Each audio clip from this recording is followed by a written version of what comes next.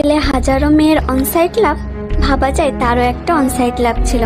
Jungkook বলেছে সে যখন class 8-এ পড়তো তখন সে নাচের জন্য আমেরিকায় গিয়েছিল। সেখানে একটা নর্থ কোরিয়ান মেয়ের সাথে তার প্রথম দেখা হয়। সেও তার মতো অল্প বয়সী এবং স্টুডেন্ট ছিল।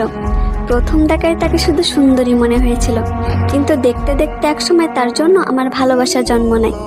একদিন টিচার সেই মেয়ের সাথে আমার কথা বলতে বলেছিল, কিন্তু আমি ইংলিশ পারতাম না বলে সাহস করে আর কথা বলা হয়নি। তখন আমাদের জিমিন সাহেব বলল, যদি তার সাথে তোমার এখন দেখা হয় কিংবা ইংলিশ পারো তাহলে তুমি কি বলতে চাও? তখন আমাদের জাংকুক বলল, আমি তাকে আই লাইক ইউ বলতে চাই। শুধুমাত্র ইংলিশ পারতো না বলে সে সেদিন তার অনুভূতিগুলো প্রকাশ করতে পারেনি। সেই মেয়ের সাথে যদি জাংকুকের এখন দেখা হয় তাহলে জাংকুক তার ভালোবাসা প্রকাশ করতে চায়। আমি জানি জীবন সাহেব, আপনার পাশে অন্য নারী দেখার সাহস আমাদের নেই, তবুও আপনার সুখের জন্য হলেও আমরা চাই আপনার সেই প্রিয়তমার সাথে আপনার আবার দেখা হোক।